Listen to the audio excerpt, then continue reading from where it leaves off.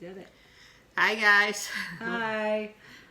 Today's episode is going to be about why people with disabilities are left out of the diversity conversation. Because this is a diverse topic, and we have had a lot of discussion of it. We're starting to see a lot more diverse people represented in positions of power and in media. I'm pretty souped. We now have a Native American Secretary of the Interior, which I feel that's about time.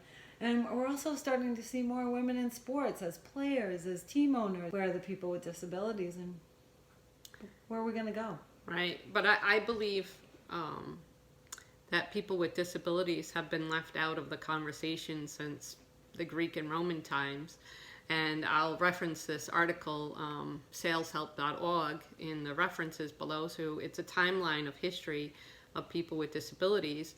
So the Romans got their attitude towards the disabled from the Greeks, where there was no Latin word for the disabled, so the Romans used the word monstrum, which was for mystical monsters.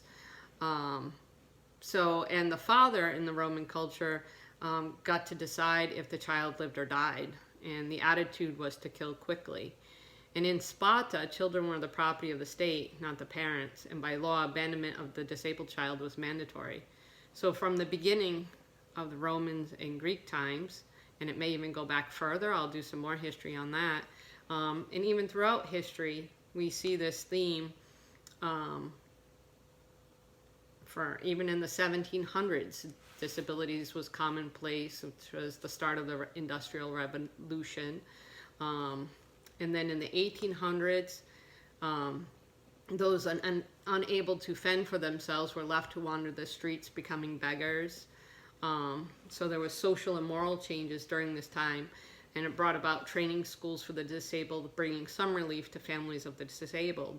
But I don't know if that was relief for... Or was it another way to hide them away? I know that Yes. we've always long held people with disabilities in the background, kept them. I remember when, this is how old I am, when I went to elementary school, all the children with disabilities were in the same classroom that was in the basement. And sort of typical. The children, we never saw them, and it wasn't until I was in 6th grade, and if you time it out, that was about the time of IDEA, and when I met the first person with disabilities, and poor thing was just with no experience, just plopped in with other 6th graders. Mm-hmm. So we have come a long way, maybe in the realm of education, where we seek to keep children in with each other so that maybe we'll be less afraid of each other, Right. when moving forward as a society. But it wasn't really that long ago in the 60s and 70s where the institutions were still alive and well. Absolutely. And that was around the time of the start of civil rights, education laws in 1975, all came about during that time. Oh, the laws that allowed people with disabilities to ride public transportation. Mm-hmm. Yeah, wow. That was in my lifetime. So if you were a person with a disability, you had to roll or walk because you couldn't ride the bus. Yeah. So people with disabilities seem to constantly be left out of the diversity conversation, and we're trying to add them in and bring that to the forefront so they can be more included in the conversations of diversity. And one thing I love about the disability community is they come in all shapes, sizes, colors, religions, ethnicities, socioeconomic backgrounds. Yes. Because one of the things that I noticed about that article that you referenced was that they mentioned Franklin Roosevelt being the first person really to have a disability yet be in the public eye, and he did work really hard to keep the fact that he used a wheelchair under wraps. But then I thought about Helen Keller and how she went around speaking and advocating at the end of the the 1880s and 90s she was advocating for people with disabilities. But one of the things that both of those people had in common is that they were disabled from birth. Helen Keller contracted meningitis as an infant, and of course we all know, well, maybe we don't, Franklin Roosevelt contracted polio as a young child and was disabled after that. So both of these public people were also people of significant means, so they had resources available to them. Right. So. Also in 1988, the Fair Housing Amendments Act added people with disabilities. That's not that long ago, 1988. 1988, that was a minute ago, right? Yeah, that's when I graduated high school. Yeah, I was married by then. That's how old I am. So as you can see, people with disabilities only in our recent past are getting their rights to be included and have fair housing, ride the bus. Exactly, have Education. access to public buildings.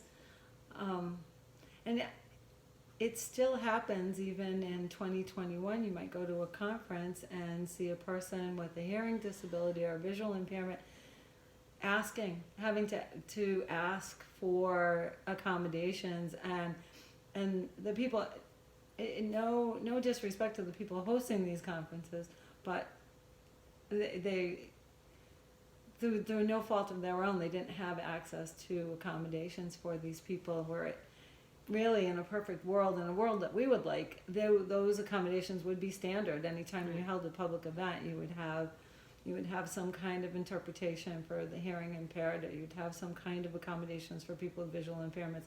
And there wouldn't accessibility. be steps. Right. You'd have ramps instead of steps. Right. Or having the accessible entrance to the building open.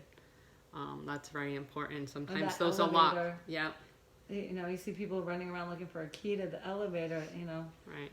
Those things should really be thought of before the events, and it's something we can all help business owners, event people think of. If you're in a space and you see something where it wouldn't be accessible for somebody with disabilities, just ask for the manager so they can make that pathway for somebody with disabilities. You don't have to be mean or rude or anything. Exactly. If you point it out politely. Yeah.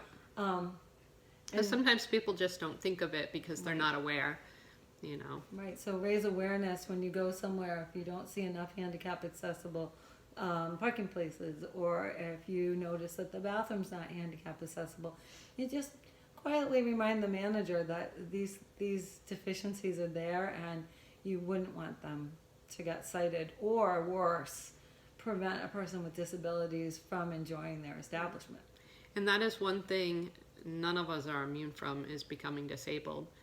Because you can be healthy one day and you can lose it all the next day. Absolutely. So it's important to be mindful of that. Be thankful that you have your physical abilities. But because we have our physical abilities, let's be helpful to the people who don't. And advocate. And advocate. Just politely say something. Yes. Well, thanks for watching. I'm Sherry. This is Roberta. And we'll be bringing you more educational videos on our friends with disabilities. Don't forget to like, share, and subscribe to Bridge Builders of Diversity. BBOD. We'll see ya. All right. Bye, guys. Bye. Appreciate you.